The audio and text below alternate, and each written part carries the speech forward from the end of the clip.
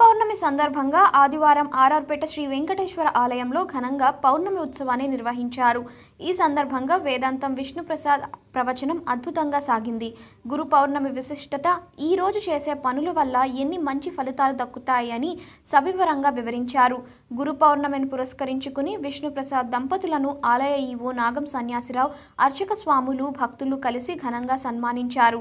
వేదాంతం విష్ణుప్రియ కూడా ఆలయంలో వ్యాస పౌర్ణమి గురించి, దాని విశేషాలు తెలియజేశారు.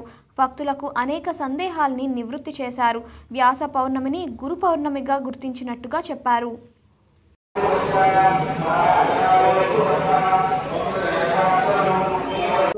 విశిష్టమైనటువంటి రోజు వ్యాస పౌర్ణమి.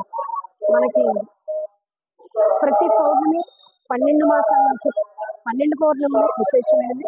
అందులో ఆషాఢ పౌర్ణమి చాలా విశిష్టమైనటువంటిది. ఎందుకంటే ఈ పౌర్ణమిని గురు పౌర్ణమిగా చెప్తారు. గురువు అంటే అంధకారాన్ని తొలగించి జ్ఞానం అనేటువంటి వెలుగుని నింపేవాడు గురువు. అలాంటి గురు పూజోత్సవం అంటే మనం అందరికీ తెలిసిన గురు పూజోత్సవం ఏంటంటే సర్వేపల్లి రాధాకృష్ణన్ జయంతి గురు పూజోత్సవం అని అంటుంటారు. కానీ నిజమైనటువంటి గురు పూజోత్సవం ఎప్పుడో ప్రాచీన కాలం నుంచి ఉన్నటువంటి గురు పూజోత్సవం ఇప్పుడు మనం ఆషాఢ పౌర్ణమి నిజమైన గురు పూజోత్సవం. ఈ గురు పౌర్ణమిని ఆషాఢ పౌర్ణమి, వ్యాస పౌర్ణిమ అని జరుపుతూ ఉంటాం. ఎందుకు అంటే వ్యాస జయంతి. వ్యాస పీఠం మీద కూర్చొని చెప్పేటువంటి ఏ గురువునైనా సరే ఈరోజు చక్కగా మనం వ్యాసుడు వారి రూపంలో ఆయన్ని సన్మానించుకోవడం జరుగుతూ ఉంటుంది.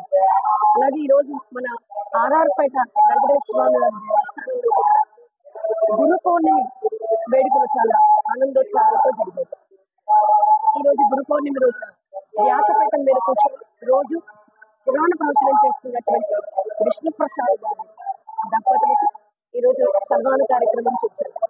విష్ణుప్రసాద్ గారు మాట్లాడుతూ ఈరోజు చాలా విశిష్టమైన రోజులు, వ్యాస భగవానుడు పుట్టినటువంటి రోజులు ఈ సన్మానం జరగడం చాలా ఆనందంగా ఉందని, మనం ఋషి రుణాన్ని తీర్చుకోవాలి అంటే వ్యాస భగవానుడు ఇచ్చినటువంటి మహాభారతం, భాగవతం, అలాగే 18 పురాణాలను తప్పకుండా అందరూ చదివి ఆచరించాలి అని ఆయన ప్రవచనం ద్వారా వివరించారు.